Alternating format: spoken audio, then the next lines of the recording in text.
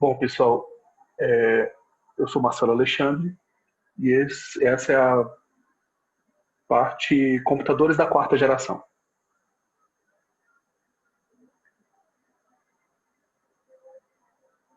Pode passar.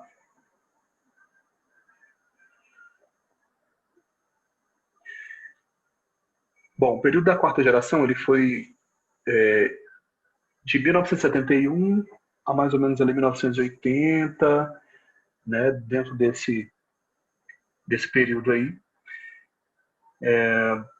A quarta geração ela teve início.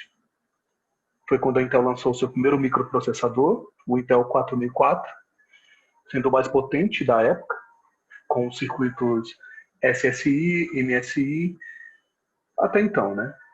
E essa quarta geração ela finalizou ali em 1981, né? E até hoje ela é caracterizada por um aperfeiçoamento da tecnologia já existente, proporcionando uma otimização da máquina para problemas do usuário, né? Para um grau maior de miniaturização e também a confiabilidade, a velocidade é um pouco maior do que o comum.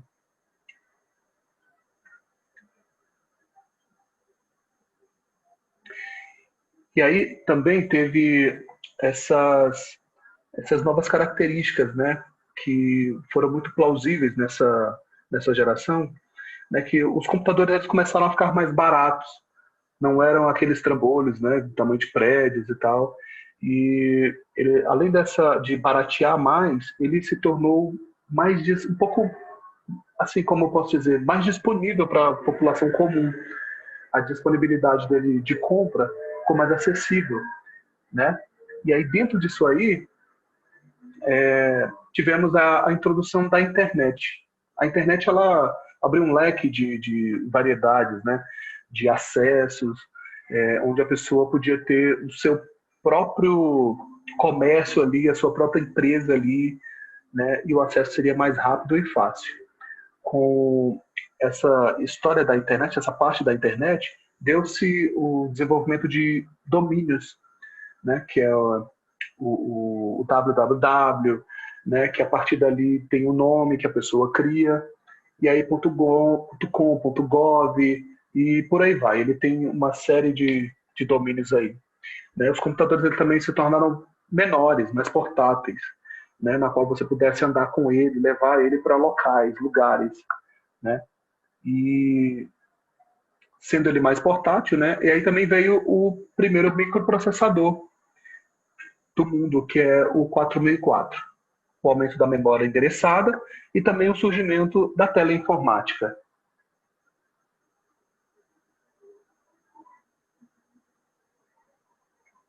Dentro desses parâmetros também surgiram as linguagens de programação.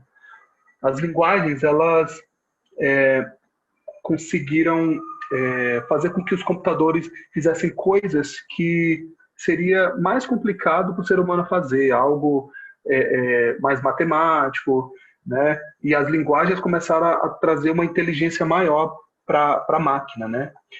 E também veio o armazenamento em disquete, que para quem não sabe o que é um disquete, se você olhar para um pendrive hoje é como se ele fosse um disquete, né? Só na parte nessa quarta geração, na qual você pode guardar alguns arquivos e você puder andar com ele para alguns locais, né? E usar no seu trabalho, na escola, né? Também tivemos a tecnologia VLSI, que é a integração de circuitos integrados, os processadores de texto, planilhas eletrônicas, os gerenciadores de banco de dados, que também são algo muito importante dentro dessa quarta geração, e também tivemos os gráficos, né? E os softwares que dão uma cara mais interessante para os computadores.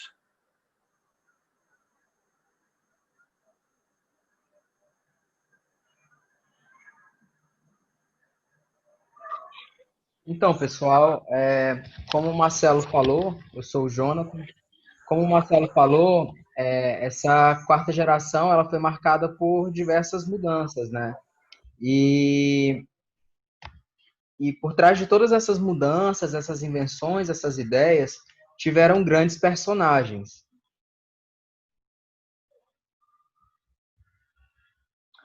O primeiro que eu vou falar aqui é o Federico Faguin. Ele era físico, engenheiro eletricista e era responsável pelo projeto do primeiro microprocessador, que foi o Intel 4004.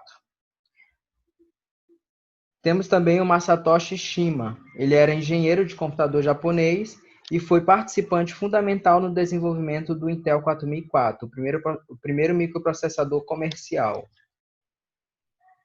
O Stanley Mazor.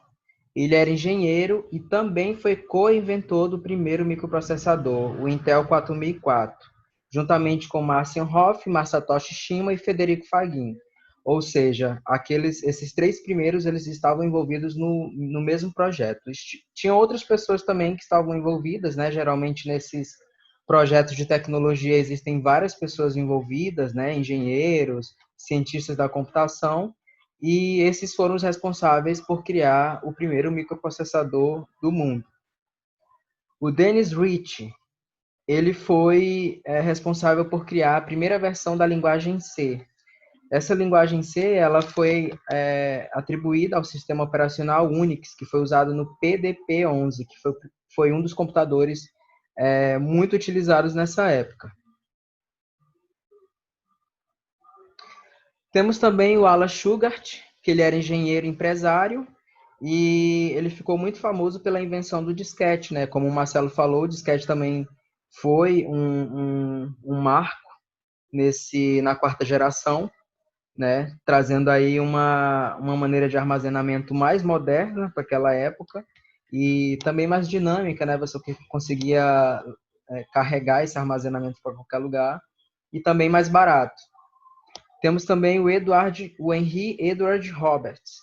Ele era engenheiro, empresário e médico, e ele foi a pessoa que inventou o primeiro computador pessoal comercialmente bem-sucedido em 1974, o Altair 8800. Sobre o Intel 4004, né? O Intel 4004 ele foi um marco nessa época, como a gente já falou aqui, foi o primeiro microprocessador do mundo, e ele trabalhava com 4 bits, sendo desenvolvido por uma calculadora, mas depois conseguiram ver que ele fazia muito mais que isso. Ele operava o clock em 0,78 MHz e ele chegava a calcular 92 mil instruções por segundo, ou seja, ele gastava 11 microsegundos para cada instrução. Olá pessoal, meu nome é Thiago Gomes e eu vou dar continuidade aqui ao PDF de quarta geração dos computadores e vou falar um pouco sobre suas vantagens também.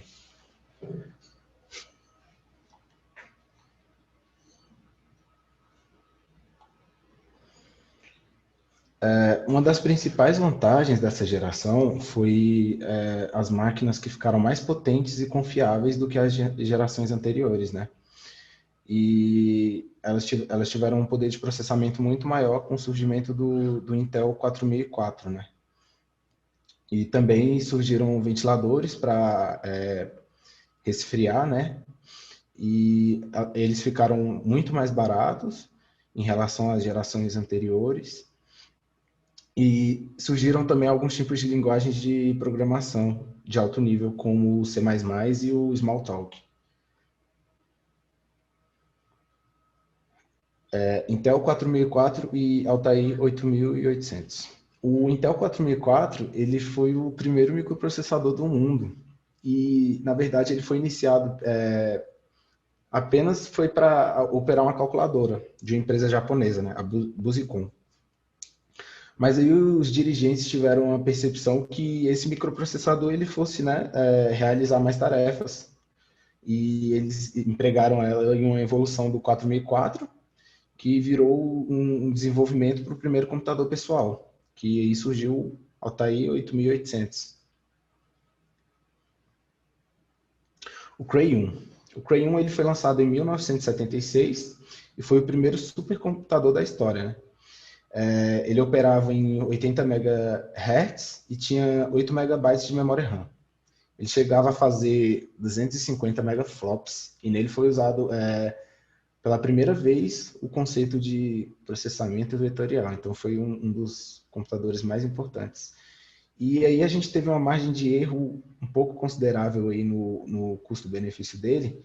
A gente, né, errou colocando 100 milhões, mas ele chegou a custar 7,9 milhões de dólares. E a gente também colocou aqui a dimensão dele, né? Ele tinha 2,10 metros de altura, 1.270 de largura e 810 milímetros de profundidade, pesava cerca de 635 quilos. O IBM, ele foi lançado em 1981 pela IBM Corp. Foi o primeiro microcomputador pessoal da IBM.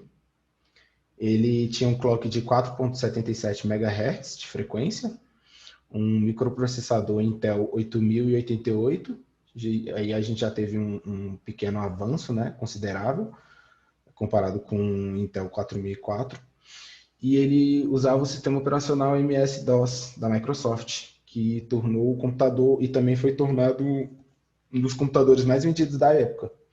Embora não fosse barato, né, ele tinha um preço base de $1.565 na época. E ele era bem confiável para o uso comercial, bastante protegido. O DEC 10.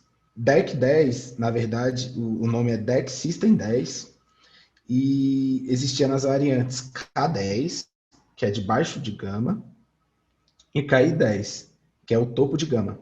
Esses computadores, eles eram todos construídos em lógica discreta. Aí eles estavam equipados com unidades de disco magnético, unidade de fita magnética, leitor de cartões perfurados, leitor de fitas de papel perfurada e traçador de gráficos. Aí também uma parte importante que foi a chegada da entrada e saída de dados, né, em grande escala. PDP-11. Ele possui um disquete com 246K de memória, do tamanho de uma roda de automóvel, PDP-11/75 em diante. Incorporaram nele o microprocessador J11, com registradores duplicados, 3 pilhas, memória virtual de 22 bits, cachê e espaço de memória separados para instruções e dados. Aí a gente tem uma imagem do microprocessador, né, J11, abaixo. Então, essa foi uma das gerações mais importantes, porque foi marcada por diversas mudanças e avanços, né? Aperfeiçoamentos tecnológicos e a introdução de novas tecnologias, que abriu o caminho para que os computadores ficassem mais potentes e mais evoluídos, né? Chegada de microprocessador, linguagens e etc. Essa foi nossa apresentação. Muito obrigado por assistirem.